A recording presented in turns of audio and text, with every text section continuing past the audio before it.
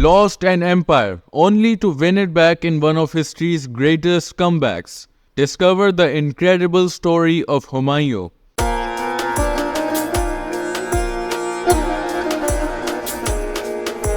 Nasiruddin Humayun, the second Mughal emperor, ruled over modern Afghanistan, Pakistan and parts of northern India between 1530 and 1540 and again from 1555 until his death in 1556. Born on March 6, 1508, he inherited a vast kingdom from his father, Babur, though he lost it early on. Yet, with Persian support, Humayun managed to reclaim an even larger empire.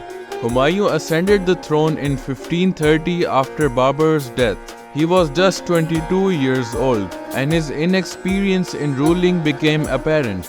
Meanwhile, his half-brother Kamran Mirza, a bitter rival, secured control over Kabul and Lahore, taking the northern parts of their father's empire.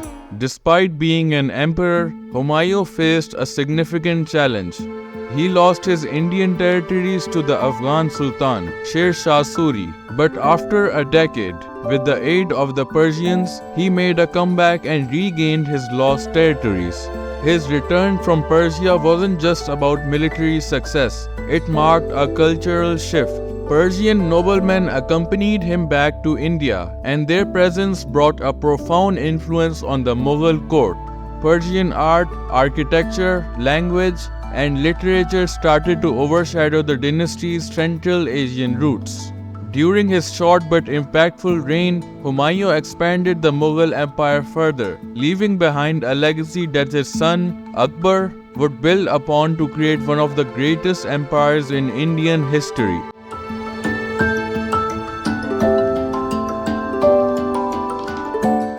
Babur's decision to divide the territories of his empire between his sons was unusual for India, but aligned with Central Asian traditions dating back to Genghis Khan. Unlike European monarchies, which practiced primogeniture, the inheritance of the entire kingdom by the eldest son, the Timurids, like their Chinggisid ancestors, followed a different system. In this system, any male descendant of Genghis Khan, particularly within a sub-branch like the Timurids, had an equal claim to the throne. While Genghis Khan's empire was peacefully divided among his sons, almost every Chinggisid succession afterward led to fratricide. Timur, a descendant of Genghis Khan, also divided his territories among his sons and grandsons, which resulted in violent internal conflicts. When Babur died, Humayun's territories were the least secure. Babur had ruled India for just 4 years, and the Mughal nobles were split on whether Humayun was the rightful successor. In fact, during Babur's illness, some nobles attempted to install Humayun's uncle, Mehdi Khwaja, as ruler, signaling early tensions and future challenges for Humayun.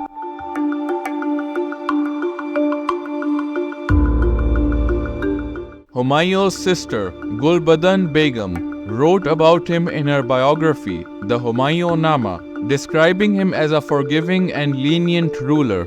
In one incident, his younger brother Hindal killed Humayun's most trusted advisor, an elderly sheikh, and then marched an army out of Agra. Instead of seeking revenge, Humayun visited his mother's home, where Gulbadan and other women gathered. He swore on the Quran that he would hold no grudge against Hindal and urged him to return home. While some may interpret these acts of mercy as signs of weakness, Humayun was seen as gentle and humane by the standards of the time. Humayun was also deeply superstitious and fascinated by astrology and the occult. After becoming emperor, he reorganized his administration based on mystical principles, dividing government departments according to the 4 elements: earth for agriculture, fire for the military, water for canals and waterways, and air for everything else. His daily routine, even his wardrobe, was influenced by the movement of the planets. He refused to enter a house with his left foot first and required anyone who did to leave and re-enter properly. Humayun also drank heavily and consumed opium, after which he would recite poetry. He showed little enthusiasm for warfare, and even after winning battles, he would spend months indulging in the luxuries of a captured city, seemingly oblivious to the ongoing war outside.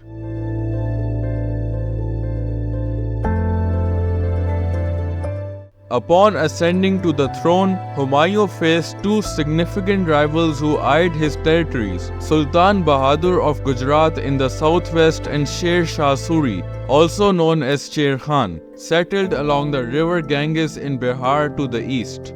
In the first 5 years of Humayun's reign, both rulers gradually expanded their influence. Sultan Bahadur, however, faced intermittent conflict with the Portuguese in the east. Although the Mughals had obtained firearms from the Ottoman Empire, Bahadur's Gujarat had acquired them through agreements with the Portuguese, allowing the European power to establish a strategic foothold in northwestern India. Aware of Bahadur's plan to attack Mughal territories with Portuguese assistance, Humayun showed remarkable resolve. He rallied an army and marched on Gujarat, launching a spectacular assault. Within a month, he captured the forts of Mandu and Champanir. However, instead of pursuing Bahadur further, Humayun halted the campaign and indulged in the luxuries of his newly conquered forts. Meanwhile, Bahadur fled to seek refuge with the Portuguese.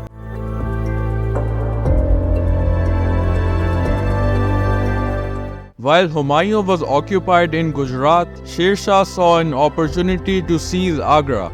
He quickly gathered his forces, aiming for a swift and decisive siege of the Mughal capital. Alarmed by the threat, Humayun marched his troops back to Agra, allowing Bahadur to reclaim the territories Humayun had recently conquered. Bahadur's victory was short-lived, as he soon died in a failed attempt to kidnap the Portuguese viceroy, ending in a violent confrontation. Humayun succeeded in protecting Agra, but his forces failed to prevent Sher Shah from sacking Gaur, the second largest city in the empire and the capital of Bengal. Humayun's troops had been delayed by their efforts to capture the fort of Chunar, which Sher Shah's son had occupied. The fort served as a defensive stronghold to protect against rear attacks. When Humayun finally arrived in Gaur, he found the city devastated, its granaries emptied, and the streets filled with the dead. The vast wealth of Bengal was now in Sher Shah's hands, allowing him to build a formidable war chest. Sher Shah withdrew eastward, but instead of pursuing him, Humayun retreated into his harem and indulged in luxury, delaying any further action. Meanwhile, his 19-year-old brother, Hindal, who had initially agreed to support Humayun by guarding the rear, betrayed him. Hindal withdrew to Agra and declared himself the acting emperor. In defiance, he even ordered the khutbah, a sermon signifying sovereignty, to be read in his name in the city's mosque. When Humayun sent Sheikh Buhlul, the Grand Mufti, to reason with Hindal, Hindal executed him, escalating the rebellion.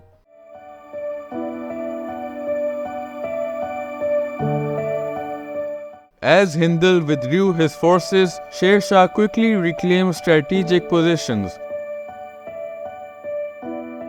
At the same time, Humayun's other brother, Kamran, marched from the Punjab, not to support Humayun but to stake his own claim on the crumbling empire.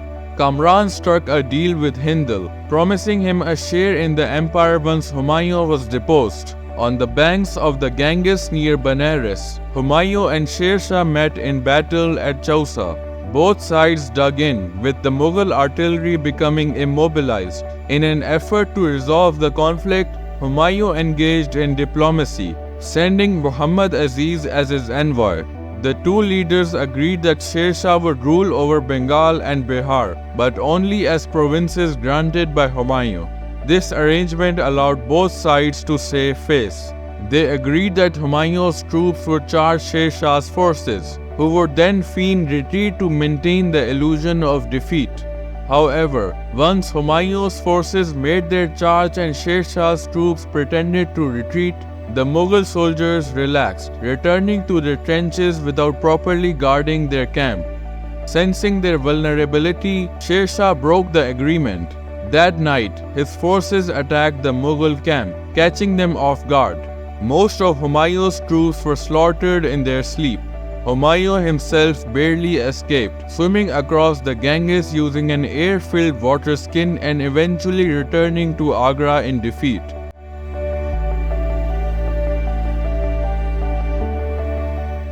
When Humayun returned to Agra, he found all three of his brothers waiting for him. Despite their repeated plotting, Humayun chose once again to pardon them. Even Hindal, who had outright betrayed him, was forgiven. Some argued that this forgiveness was not an act of mercy, but rather a reflection of Humayun's weak position, unable to enforce any punishment. Meanwhile, Sher Shah Suri's forces continued to inch closer to Agra, posing a serious threat to the Mughal family. However, rather than unite in the face of danger, Humayun and his brother Kamran quarreled over the best course of action. Kamran wanted to strike Sher Shah immediately, but Humayun, intent on building a larger army under his own name, refused to act swiftly. Frustrated, Kamran left for Lahore, with his troops following shortly after. Humayun, along with his other brothers, Askari and Hindal, eventually marched out to meet Sher Shah. The two forces clashed at the Battle of Kannauj on May 17, 1540, just 240 kilometers east of Agra. Once again, Humayun made critical tactical mistakes, and his army suffered a crushing defeat. The brothers retreated in disgrace, facing mockery and scorn from peasants as they fled. With Agra no longer safe, they abandoned the city and retreated to Lahore. Sher Shah, undeterred, pursued them and soon established the short-lived Sur dynasty, seizing control of northern India and making Delhi his capital. The four brothers regrouped in Lahore, but Sher Shah continued to close in. As Sher Shah's forces reached Sirhind, Humayun sent an ambassador to propose a truce, offering a message of peace. "I have left you the whole of Hindustan. Leave Lahore alone, and let Sirhind be the boundary between you and me." Sher Shah's reply was swift and dismissive. "I have left you Kabul. You should go there." Kabul, however, was the capital of Kamran Mirza's territory, and Kamran had no intention of giving it up. Rather than help his brother, Kamran secretly approached Sher Shah and proposed an alliance, offering to rebel against Humayun in exchange for control of the Punjab. Sher Shah rejected the offer, confident that he could conquer the region without Kamran's help. Nevertheless, the treachery was soon exposed, and news of Kamran's betrayal reached Lahore. Many of Humayun's advisors urged him to punish Kamran severely, even suggesting he execute his brother. Yet, Humayun once again refused to act harshly, citing his father Babur's dying words, "Do nothing against your brothers, even though they may deserve it."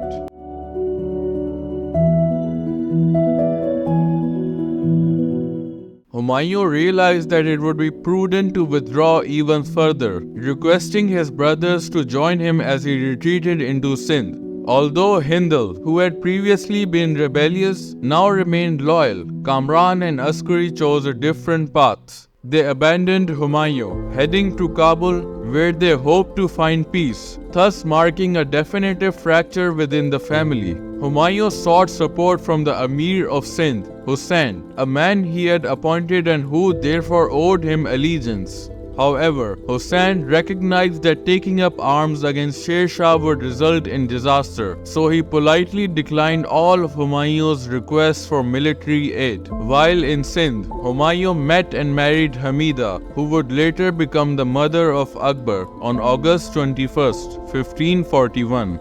True to his superstitious nature, Humayun chose the wedding date after consulting his astrolabe to ensure favorable planetary alignment.